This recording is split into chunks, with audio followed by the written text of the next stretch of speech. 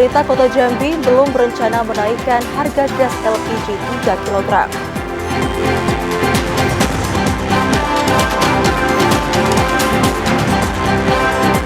Beberapa hari terakhir, intensitas hujan di Kota Jambi masih cukup tinggi.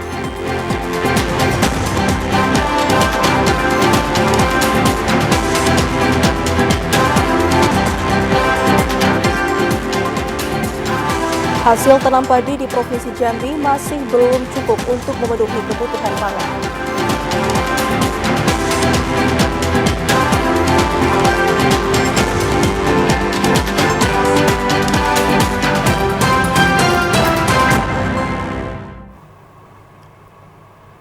Assalamualaikum warahmatullahi wabarakatuh.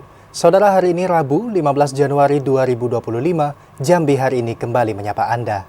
Ya, selain 3 topik utama tadi, tim redaksi kami juga telah menyiapkan sejumlah informasi penting dan menarik lainnya untuk Anda. Bersama saya Chandrika Divani. Dan saya Alhimni Raihan, inilah Jambi hari ini selengkapnya.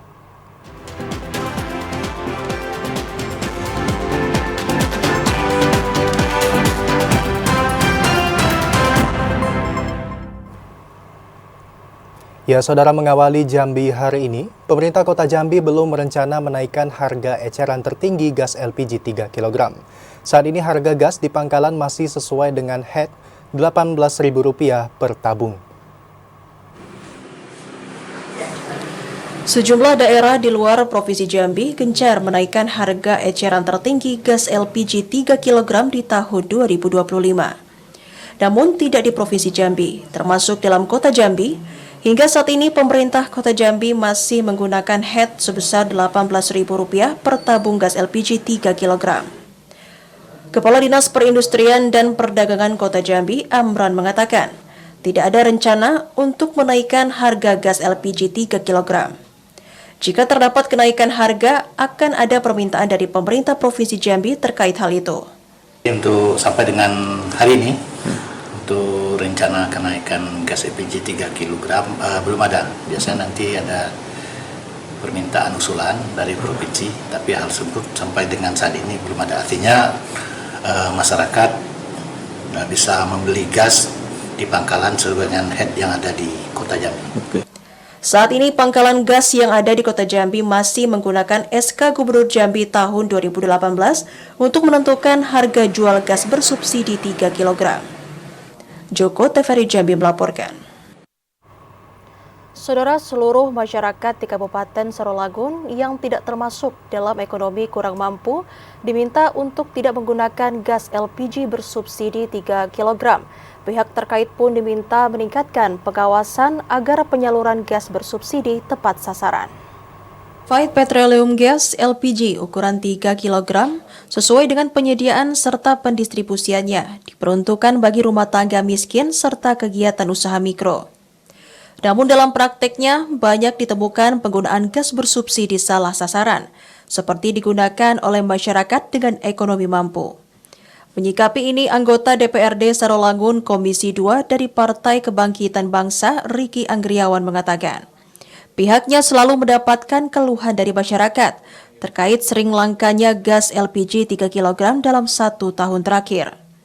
Namun jika dilihat dari ketersediaan gas subsidi 3 kg yang dipasok oleh pihak Pertamina ke Kabupaten Sarawangun di tahun 2024 kemarin, sebanyak 4.973 metrik ton dan jumlah ini sangat mencukupi.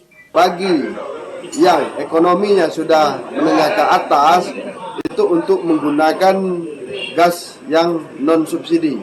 Karena dengan pemakaian digunakan oleh masyarakat menengah ke atas, jadi sehingga stok LPG subsidi itu menjadi kurang.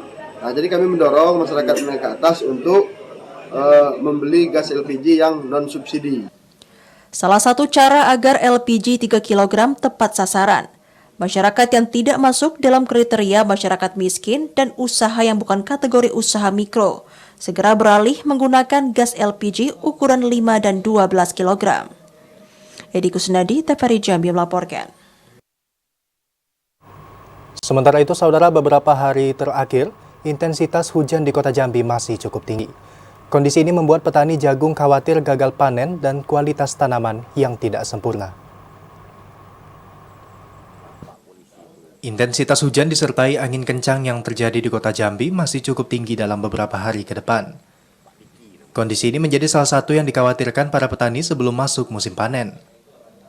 Salah seorang petani jagung, Sukiman, mengatakan jika intensitas hujan masih tinggi tentu mengancam tanamannya. Seperti buah jagung yang tidak tumbuh sempurna, diserang hama, dan tanaman mati sebelum masuk masa panen. Selain serangan hama, pupuk yang telah ditabur ke tanaman menjadi sia-sia karena pupuk habis digerus oleh air hujan, sehingga butuh perawatan ekstra dalam merawat tanaman di musim penghujan. Ya, di musim hujan ini berkemungkinan ya mungkin satu kan di tanaman ini kurang sempurna karena dia pupuknya kan pada hanyut kena air, jadi pertumbuhan tuh kurang sempurna. Nah, kalau pas di musim kemarau memang itu pertumbuhannya bagus, tidak ada makan hama kan begitu. Ya, di musim hujan ini kita takut gagal panen. Gagal juga, panen, betul. Jika intensitas hujan di kota Jambi terus tinggi, potensi gagal panen semakin besar, sehingga mempengaruhi hasil produksi panen yang berkurang dari biasanya. Joko, TVRI Jambi melaporkan. Saudara, hasil tanam padi di Provinsi Jambi masih belum cukup untuk memenuhi kebutuhan pangan. Dinas terkait akan melakukan perluasan area tanam dan menyalurkan bantuan bibit yang lebih banyak kepada para petani. Sebagian besar masyarakat masih menanam padi, namun belum mampu mencukupi kebutuhan beras lokal. Berdasarkan data dari Dinas Tanaman Pangan, Hortikultura dan Peternakan Provinsi Jambi, untuk mencukupi kebutuhan pangan beras harus memproduksi 284.126 ton. Sementara hasil panen di tingkat petani hanya 184.643 ton. Terdapat kekurangan beras lokal sekitar 103.000 ton. Kepala Dinas Tanaman Pangan, Hortikultura dan Peternakan Provinsi Jambi, Rumusdar, mengatakan di tahun ini akan memperluas area tanam, kemudian menyalurkan bantuan bibit yang lebih banyak ke tingkat petani di Provinsi Jambi. Dan ini akan kita upayakan pada tahun 2025 ini melalui program Astacitanya Pak Presiden Prabowo, yaitu program swasembada pangan. Mudah-mudahan melalui program ini produksi padi di Provinsi Jambi bisa meningkat signifikan sehingga bisa memenuhi kebutuhan beras masyarakat Jambi dan juga dalam hal pemenuhan kebutuhan makan bergizi gratis. Diharapkan tahun 2025 Provinsi Jambi mampu mengelola pangan dengan mandiri sehingga tidak bergantung dengan daerah lain. Joko, Lebri, TVRI Jambi melaporkan. Saudara, pemerintah Provinsi Jambi berkomitmen untuk mendukung suksesnya pelaksanaan program swasembada pangan dalam. Komitmen tersebut sebagai upaya mewujudkan ketahanan pangan nasional dan daerah. Dan saudara, untuk mengetahui informasi selengkapnya akan disampaikan oleh kontributor TVRI Jambi, Randy Arta. Halo, selamat sore Randy. Apa komitmen pemerintah Provinsi Jambi saat ini untuk mendukung swasembada pangan di Provinsi Jambi, Randy? Baik, selamat sore Rehan dan juga pemirsa. Pemerintah Provinsi Jambi sangat berkomitmen untuk mendukung program swasembada pangan yang menjadi misi kedua dari 8 misi Astacita. Komitmen tersebut telah ditegaskan oleh pemerintah Provinsi Jambi melalui Gubernur Jambi Al-Hari saat mengikuti pelaksanaan penanaman padi gogo di Sungai Bahar, Kabupaten Muaro Jambi.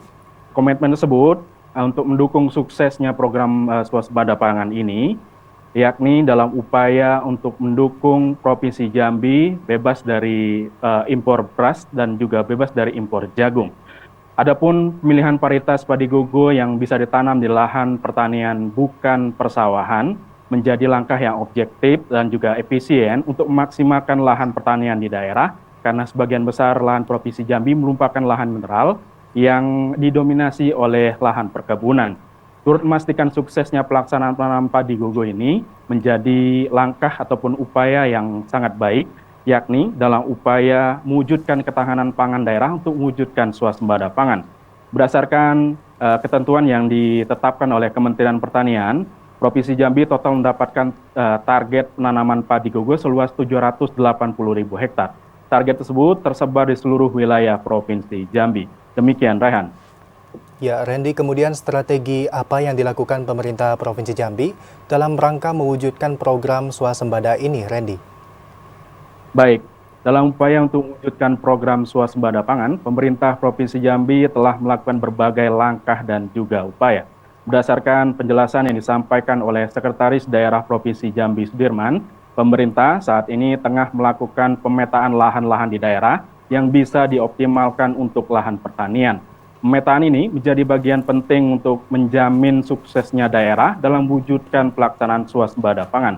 Selain itu, pemerintah juga telah membentuk tim khusus yang dikomandoi oleh Asisten 2 Setda Provinsi Jambi yang membawahi berbagai OPD terkait untuk melaksanakan atau mensukseskan program swasembada pangan serta pelaksanaan makan bergizi gratis di daerah. Demikian, Raihan. Ya, pemerintah Provinsi Jambi berkomitmen dukung program swasembada pangan. Rian Diarta, terima kasih atas laporan Anda dan selamat kembali bertugas. Saudara, program swasembada pangan dari pemerintah pusat menjadi perhatian serius oleh pemerintah Kabupaten Batanghari. Bahkan Kabupaten Batanghari di tahun 2025 ini mendapatkan target luas tanam sebesar 23.000 hektar. Swasembada pangan menjadi salah satu program Astacita dari pemerintah pusat yang mulai diwujudkan tahun 2025 ini. Pemerintah Kabupaten Batanghari mendapatkan target luas tanam sebesar 23.811 hektar lahan sawah padi dengan jangka waktu 3 kali tanam dalam 1 tahun. Kepala Bidang Tanaman Pangan Dinas Pangan Pertanian dan Perikanan Batanghari, Roma Uliana mengatakan, sesuai perhitungan terdapat lahan persawahan potensial di Batanghari sebesar 7.287 hektar untuk 1 kali tanam.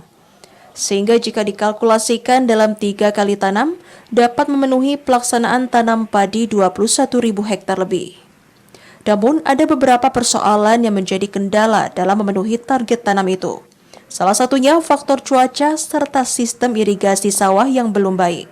Jadi target kami itu setahun itu untuk padi sawah itu 23.811 hektar. Ya, ini memang angka spektakuler gitu, nah, dan memang semua insan pertanian memang harus sekuat tenaga untuk bersama-sama mewujudkan target ini.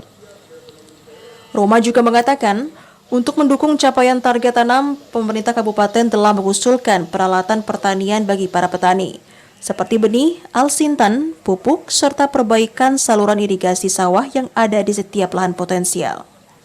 Adi Juniawan, TVRI Jambi melaporkan. Kita ke informasi lainnya, Saudara. Dinas Pertanian dan Ketahanan Pangan Kota Jambi memastikan virus PMK belum ditemukan di Kota Jambi. Ini dipastikan dari hasil peninjauan dan pemeriksaan kesehatan ke sejumlah hewan ternak di Kota Jambi. Dinas Pertanian dan Ketahanan Pangan Kota Jambi memastikan hingga saat ini belum menemukan adanya indikasi hewan ternak kuku belah di Kota Jambi yang terpapar penyakit mulut dan kuku atau PMK.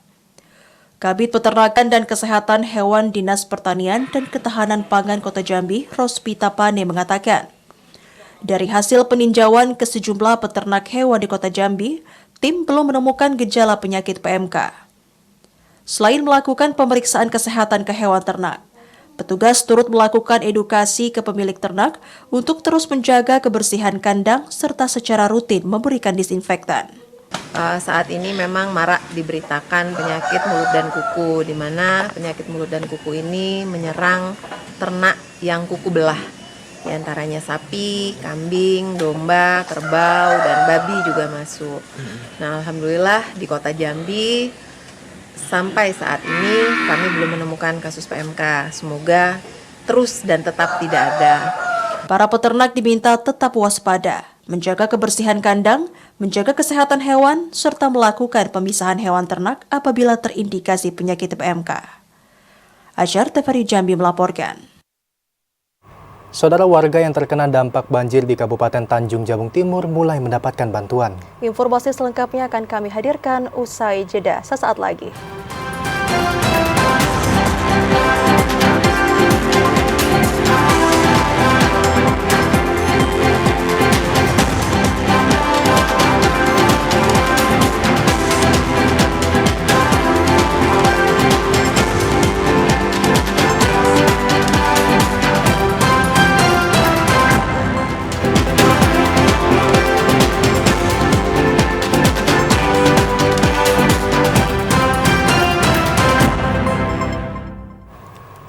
Ya, saudara, Anda kembali menyaksikan Jambi hari ini. Saudara, warga yang terkena dampak banjir ROB di pesisir Kabupaten Tanjung Jabung Timur mulai mendapatkan bantuan berupa sembako dan kebutuhan pokok lainnya.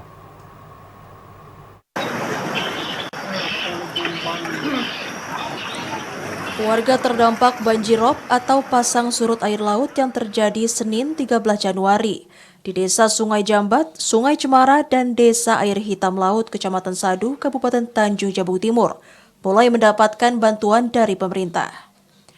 Bantuan diberikan menggunakan moda transportasi darat dan air yang dilakukan oleh BPBD Kabupaten Tanjung Jabung Timur. Kepala Pelaksana BPBD Kabupaten Tanjung Jabung Timur, Helmi Agustinus, mengatakan, akibat peristiwa ini terdapat 22 rumah dari 22 KK yang mengalami kerusakan. Dengan rincian 8 rusak berat, 5 rusak sedang, dan 9 rusak ringan. Seluruh KK yang terdampak mendapatkan bantuan berupa sembako dan kebutuhan pokok lainnya. Banjirop ini terjadi akibat fenomena pasang maksimum air laut bersamaan dengan fase bulan purnama, yang berpotensi meningkatkan ketinggian pasang air laut maksimum di pesisir Kabupaten Tanjung Jabung Timur. Banjir ini sudah menjadi bencana rutin tahunan di wilayah pesisir. BPBD Kabupaten Tanjung Jabung Timur juga mengerahkan personil untuk memonitor kondisi genangan di setiap wilayah dan mengkoordinasikan dengan stakeholder terkait guna meminimalisir korban jiwa. Kebetulan kami dari BPBD pada hari ini sudah menggerakkan tim untuk lokasi untuk pengecekan daripada korban daripada banjirop ini, dan kami juga BPBD sudah memberikan bantuan logistik buat kebutuhan dasar seperti beras, kebutuhan hari-hari mereka termasuk selimut, tikar untuk masyarakat yang terdampak daripada korban. Dan informasi yang kami dapat bahwa masyarakat tersebut saat ini masih berdomisili bertinggal di rumah keluarga mereka yang memang rumahnya mengalami kerusakan. BPBD terus mengimbau warga yang tinggal di daerah kecamatan pesisir untuk lebih meningkatkan lagi kewaspadaan terhadap bencana alam seperti banjirop dan angin kencang. Kliva Patria, TVRI Jambi melaporkan. Saudara, target pendistribusian beras cadangan pangan pemerintah daerah Kota Sungai Penuh pada tahun anggaran 2021 hingga 2024 melebihi target. Hal ini karena adanya penambahan stok CPPD dari Badan Pangan Nasional sebanyak 64 ton. Dinas Ketahanan Pangan Kota Sungai Penuh mencatat, target pendistribusian stok beras cadangan pangan pemerintah daerah atau CPPD di Kota Sungai Penuh pada tahun 2021 hingga 2024 melebihi target yang telah dianggarkan. Target stok beras CPPD yang akan didistribusikan kepada masyarakat Kota Sungai Penuh pada tahun anggaran 2021 hingga 2024 sebanyak 40 ton.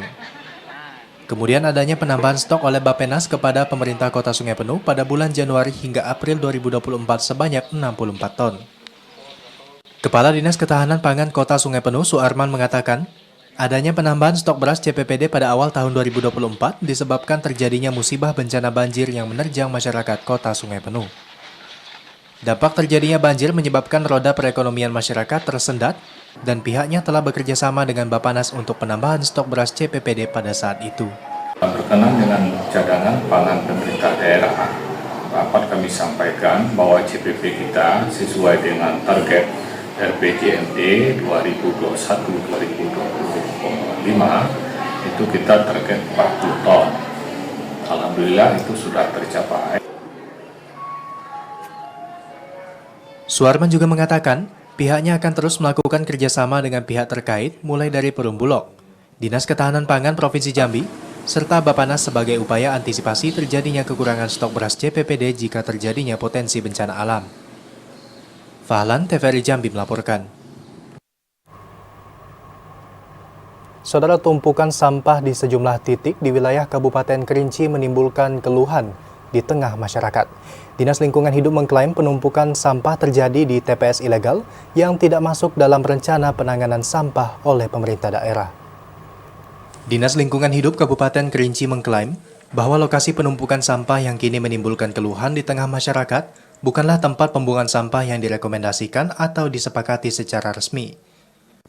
Kepala Dinas Lingkungan Hidup Kabupaten Kerinci, Askar Jaya, mengatakan, lokasi penumpukan sampah di sejumlah titik seperti di badan jalan lintas menuju desa Kedepatian Semerap. TPS di Kecamatan Danau Kerinci Barat ini merupakan tempat pembuangan tidak resmi yang tidak masuk dalam rencana penanganan sampah oleh pemerintah daerah. Terkait kondisi penumpukan sampah yang semakin menumpuk, terutama di 3 kecamatan, yakni Kecamatan Danau Kerinci Barat, dan Keliling Danau. Pihaknya tengah berkoordinasi dengan kecamatan dan desa untuk segera menangani tumpukan sampah dan melakukan sosialisasi ke masyarakat. Titik-titik TPS yang sudah disepakati dan sudah diberikan peraturan itu tertentu gitu. Itu tetap menjadi kewenangan Dinas Lingkungan Hidup untuk menyelesaikan.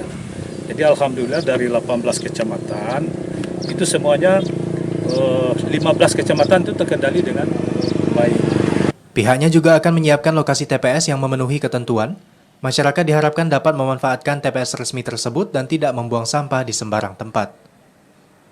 Ilwan, TVRI Jambi melaporkan. Sementara itu, saudara, volume tumpukan sampah di Kota Jambi terus meningkat, khususnya di Kecamatan Alam Barajo dan Kota Baru. Dinas terkait minta peran RT dan kelurahan untuk lebih masif dalam menangani permasalahan tersebut. Volume tumpukan sampah di sejumlah titik dalam Kota Jambi terus meningkat, terutama di Kecamatan Alam Barajo dan Kecamatan Kota Baru. Meningkatnya tumpukan sampah ini disebabkan karena kurangnya kesadaran masyarakat dan melanggar aturan. Padahal pemerintah daerah telah mengatur jam pembuangan sampah dari pukul 6 sore hingga 6 pagi. Kabid Penataan, Pengawasan dan Penegakan Hukum Lingkungan Dinas Lingkungan Hidup Kota Jambi, Fauzi mengatakan pihak kelurahan dan RT setempat harus berperan aktif dalam penanganan sampah, sehingga penanganan sampah dari hulu ke hilir dapat dilakukan dengan baik sebagai upaya pengurangan sampah. Untuk saat ini memang lagi viral-viralnya sampah itu khususnya di 2 kecamatan, yaitu di Kecamatan Alam Barajo dan Kecamatan Karangasem Bawah, Kecamatan Kota Baru. Kita kemarin hari itu sudah berkumpul bersama membahas untuk di 2 kecamatan ini. DLH Kota Jambi akan terus melakukan pengawasan pada masyarakat yang membuang di luar jam yang telah ditetapkan. Kemudian akan menerapkan sanksi sesuai dengan Perda Wali Kota Jambi. Joko, TVRI Jambi melaporkan. Dalam sorotan lainnya, saudara, 4 orang ASN di Kabupaten Tanjung Jabung Timur telah dilaporkan ke Badan Kepegawaian Negara karena diduga berafiliasi di Pilkada 2024. Dan saudara, keputusan sanksi masih ditunggu oleh Bawaslu setempat. Perhelatan Pilkada 2024 telah resmi berakhir sejak ditetapkannya pasangan calon terpilih pada Kamis 9 Januari 2024 lalu. Kendati demikian, Pilkada ini masih menyisakan luka mendalam bagi 4 orang aparatur sipil negara Kabupaten Tanjung Jabung Timur. Keempatnya dilaporkan oleh Bawaslu ke Badan Kepegawaian Negara Pusat karena diduga berafiliasi dengan pasangan calon. Ketua Bawaslu Kabupaten Tanjung Jabung Timur, Tarmuzi, mengatakan keempat orang tersebut adalah Ruslan Abdul Ghani yang berdinas di Dinas Pendidikan Kabupaten Tanjung Jabung Timur. Selanjutnya Zulkarnain sebagai Sekretaris Lurah Sabak Ulu, Junaidi selaku Camat Mendahara, dan Syamsuddin sebagai Lurah Mendahara Ilir. Keempat aparatur sipil negara ini dilaporkan oleh masyarakat dan tim sukses pasangan calon. Hingga kini Bawaslu Kabupaten Tanjung Jabung Timur masih menunggu surat rekomendasi balasan dari Badan Pegawaian Negara Pusat terhadap 4 orang pegawai tersebut. Nantinya jika surat tersebut keluar, Bawaslu akan segera bersurat ke pemerintah Kabupaten Tanjung Jabung Timur untuk ditindaklanjuti. Bawaslu berterima kasih kepada seluruh masyarakat Kabupaten Tanjung Jabung Timur karena senantiasa bisa turut aktif serta membuat laporan dalam mengawasi gelaran Pilkada 2024. Kliva Patria, TVRI Jambi melaporkan. Saudara, Bupati bersama unsur Forkopimda mengeluarkan imbauan larangan aktivitas penambang emas tanpa izin. Informasi selengkapnya akan kami hadirkan usai jeda berikut. Tetaplah bersama kami.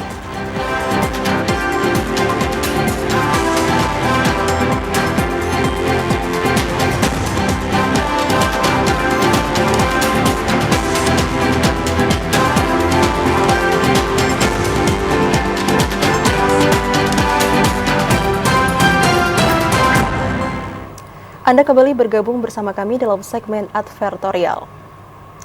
Saudara, makin maraknya aktivitas peti di aliran Sungai Batang Bungo. Bupati bersama unsur Forkopimda menggelar rapat bersama serta mengeluarkan imbauan larangan aktivitas peti. Pemerintah Kabupaten Bungo bersama Forum Komunikasi Pimpinan Daerah atau Forkopimda menggelar rapat koordinasi penindakan terhadap penambang emas tanpa izin atau peti. Rapat koordinasi dipimpin Bupati Bungo dengan agenda himbauan dan larangan aktivitas peti di Kabupaten Bungo. Bupati Bungo Mashuri mengatakan, dari hasil rakor, pemerintah Kabupaten Bungo bersama unsur Forkopimda, dinas terkait, dan camat beserta Datuk Rio atau Kades telah sepakat memberikan tenggang waktu kepada pelaku penambang emas tanpa izin atau peti selama 7 hari. Terhitung dari tanggal 14 sampai 21 Januari 2025, agar segera menghentikan aktivitas penambangan emas baik yang menggunakan alat ekskavator maupun alat dompeng dan mesin robin. Himbauan tersebut ditujukan di wilayah Kecamatan Batin Tiga Ulu, khususnya Dusun Sungai Telang dan juga termasuk di lokasi area sepanjang Bandara Muara Bungo. Kita rapat, yang pertama kita membuat kesepakatan bersama rekan-rekan Forkopimda Kabupaten Bungo.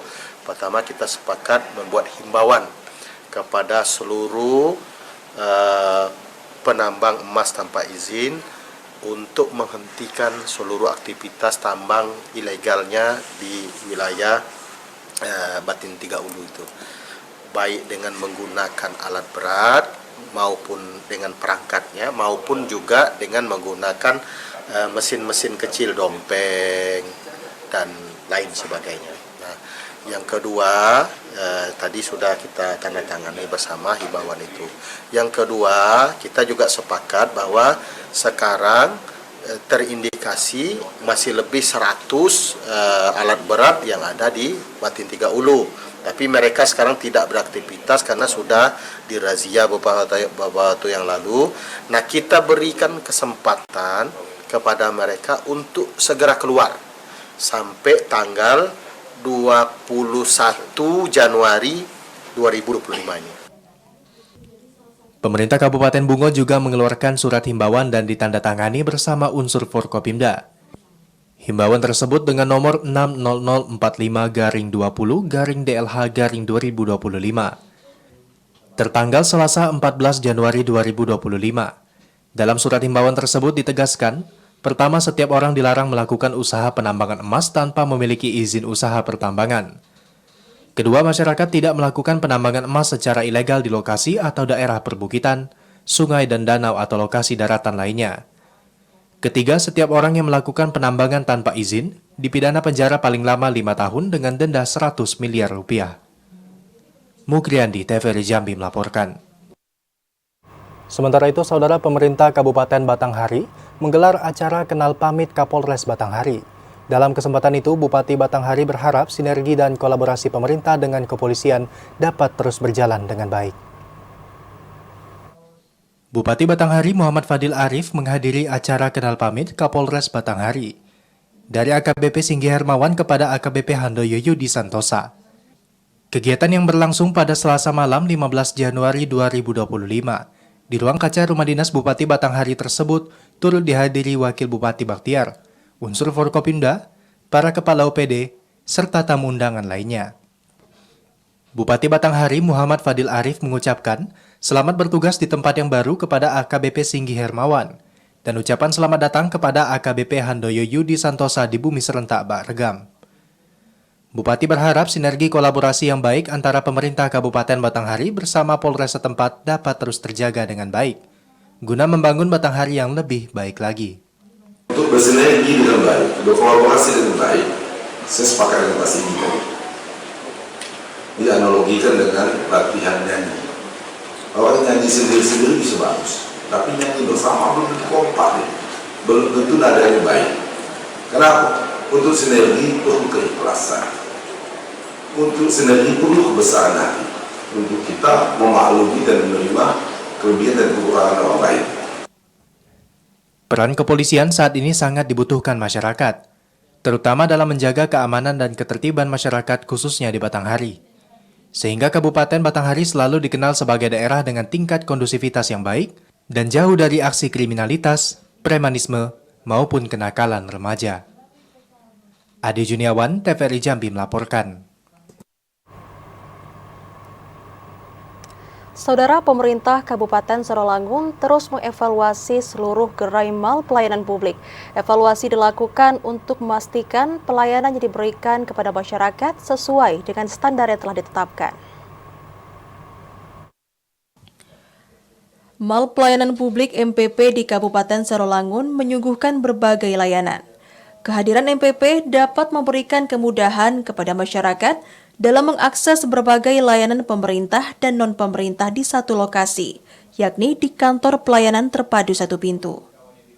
Penjabat Sekda Sarawangun, Dedi Henry mengatakan, keberadaan MPP sudah berjalan selama 1 tahun. Pihaknya terus memastikan bahwa pelayanan di MPP benar-benar berjalan dengan baik. Karena keberadaan MPP merupakan langkah konkret pemerintah daerah dalam meningkatkan pelayanan publik yang lebih efektif, efisien, dan transparan, sehingga masyarakat dapat merasakan manfaat langsung dari pelayanan yang lebih terintegrasi. Dari beberapa gerai pelayanan yang ada, gerai di Sdukcapil masih mendominasi pelayanan yang ramai dikunjungi masyarakat. Tentu kita mengevaluasi ya, dari yang sudah ada ini memang ada kendala beberapa instansi vertikal ya, yang tidak bisa menempatkan secara utuh. Tapi sepanjang dibutuhkan komunikasi dengan PTSP, mereka bisa melayani. Walaupun mungkin butuh waktu ya. Misalnya ya mereka datang dulu ke sini. Tapi rata-rata mereka biasa memberikan di hari-hari tertentu, yang hari-hari memang ramai biasanya mendapatkan pelayanan, mereka akan ada di sini. Pelayanan publik adalah prioritas utama pemerintah. Untuk mengetahui baik dan tidaknya pelayanan MPP, yang dapat menilai adalah masyarakat yang dilayani melalui Ombudsman. Edi Kusnadi, TVRI Jambi melaporkan. Saudara, 3 desa di Kabupaten Kerinci telah mengajukan berkas pencairan dana desa tahap 1 tahun 2025. Informasi selengkapnya akan kami hadirkan usai jeda sesaat lagi.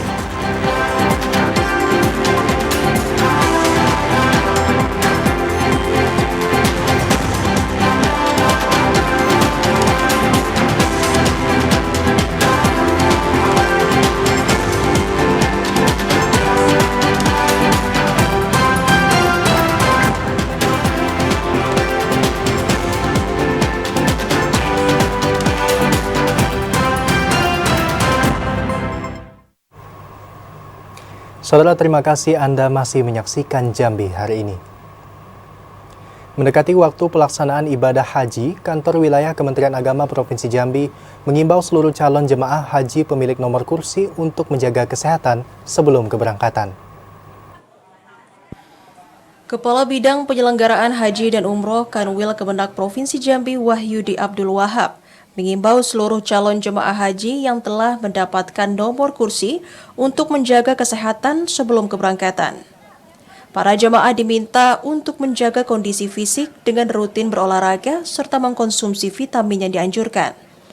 Karena ibadah haji merupakan ibadah fisik yang menuntut jemaah untuk mempersiapkan diri dengan optimal agar dapat melaksanakan rangkaian ibadahnya dari awal hingga akhir dengan lancar. Selain mempersiapkan diri, calon jemaah haji juga diminta segera melakukan pelunasan biaya perjalanan ibadah haji setelah keluarnya nominal pelunasan berdasarkan keputusan Presiden. Jika pemilik nomor kursi keberangkatan tidak melakukan pelunasan, kuota keberangkatan bagi jemaah akan beralih ke jemaah cadangan yang sudah melakukan pelunasan. Kami menghimbau kepada calon jemaah haji yang sudah masuk kuota, kemudian sudah membuat paspor, agar mereka menjaga kesehatan dengan sebaik-baik mungkin, kemudian mempersiapkan diri untuk pelunasan. Jadi pelunasan itu jangan menunggu tahap 1, tahap 2. Pokoknya ketika diumumkan pelunasan, lakukan pelunasan. Untuk tahun 2025, Provinsi Jambi telah mendapatkan kuota sementara keberangkatan haji 2.909 orang yang terdiri dari jemaah dan para petugas haji. Randy Arta, TVRI Jambi melaporkan. Saudara, 3 dari 285 desa di Kabupaten Kerinci telah mengajukan berkas pencairan dana desa tahap 1 tahun 2025. Sementara ratusan desa lainnya belum mengajukan dikarenakan berbagai kendala teknis. Proses pencairan dana desa tahap 1 untuk tahun anggaran 2025 di Kabupaten Kerinci mulai berjalan. Dari 285 desa yang ada, tercatat 3 desa di Kabupaten Kerinci telah mengajukan berkas pencairan ke Dinas Pemberdayaan Masyarakat dan Desa. Namun 282 diantaranya belum mengajukan berkas pencairan. Kepala Bidang Keuangan dan Aset Desa Dinas Pemberdayaan Masyarakat dan Desa Kabupaten Kerinci, Kemdepit mengatakan, ketiga desa yang telah mengajukan berkas untuk pencairan dana desa yakni Desa Bintang Merak dan Desa Pasar Kerman, Kecamatan Bukit Kerman, serta Desa Masgo, Kecamatan Gunung Raya.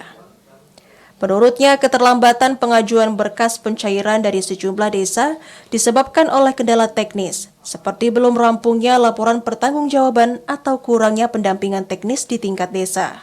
Ya, Alhamdulillah untuk 2025 ini, per hari ini sudah ada 3 desa yang sudah siap dan tetapkan PPDS dan siap untuk salur dana desa tahap 1 2025. 3 desa tadi, pertama Desa Bintang Marak di Kecamatan Bukit Kerman, kemudian ada Desa Pasar Kerman juga di Kecamatan Bukit Kerman, dan terakhir ada Desa Masgo, Kecamatan Gunung Raya. Batas akhir penyaluran dana desa tahap 1 tahun 2025 dijadwalkan hingga 15 Juni mendatang. Pencairan dana desa dilakukan secara bertahap sesuai dengan ketentuan pemerintah pusat. Setiap desa yang ingin mencairkan dana desa harus melengkapi persyaratan administrasi, termasuk laporan pertanggungjawaban penggunaan dana tahun sebelumnya. Ilwan, TVRI Jambi melaporkan. Ya, saudara, seorang anak polisi diduga menjadi korban kekerasan sang ibu tiri. Mirisnya menurut korban, sang ayah hanya diam saja saat kekerasan tersebut terjadi.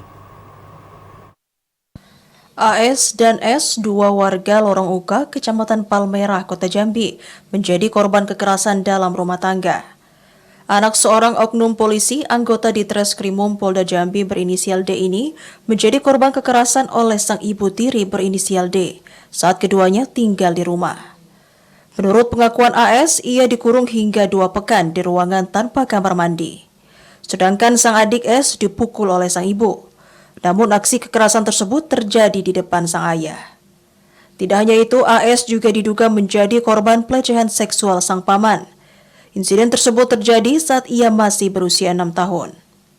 Kasus tersebut telah dilaporkan ke polisi. Ibu kandung AS berharap kasus ini dapat diselesaikan di Polda Jambi. Saya harapin dari kasus ini terkait padesmannya penyelesaian untuk anak-anak saya yang terbaik. Terus terkait Pak Peri, kalau bisa ya dibantu untuk ditindaklanjuti gitu kan. Karena kan saya nggak tahu, dibilang kejadian ini saya nggak tahu jujur aja. Anak saya baru cerita setelah diusir dengan Pak Desman bulan September kemarin, ya 2024. Ya baru mengaku ke saya, karena kan di situ Pak Peri ikut campur untuk terkait ngusir anak saya gitu kan. Dan anak saya juga cerita di situ bahwa dia pernah diapain aja selama di sana. Diapain aja sama ibu tiri, dan Pak Desman mengetahui gitu kan. Kasus ini kini dalam proses penyelidikan aparat kepolisian. Ari Haryono, TVRI Jambi melaporkan. Saudara, telah 2 tahun lebih misteri kematian KK, balita berusia berkisar 4 tahun yang ditemukan meninggal dunia di instalasi pengolahan air limbah belum juga terungkap. Keluarga berharap polisi untuk terus menyelidiki kasus ini agar perkara cepat terungkap.